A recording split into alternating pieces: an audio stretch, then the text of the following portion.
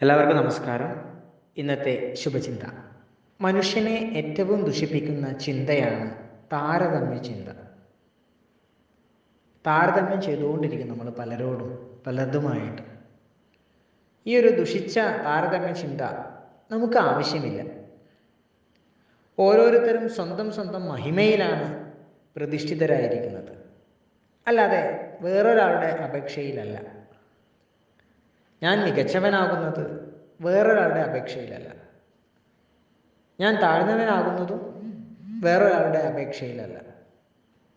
ഈ ഒരു ദൃഢബോധം നമുക്കെപ്പോഴും ഉണ്ടായിരിക്കണം. ഈ ഒരു ദൃഢബോധം നമുക്കെപ്പോഴും വേണം. മനുഷ്യനെ ഏറ്റവും ദുഷിപ്പിക്കുന്ന ഈ ഒരു താരതമ്യ ചിന്ത ഒരിക്കലും നമ്മൾ കൊണ്ടു നടക്കരുത്. എല്ലാവർക്കും നന്മകളുണ്ടാകട്ടെ. എല്ലാവർക്കും ജീവിത വിജയം ഉണ്ടാകട്ടെ. നന്ദി, നമസ്കാരം.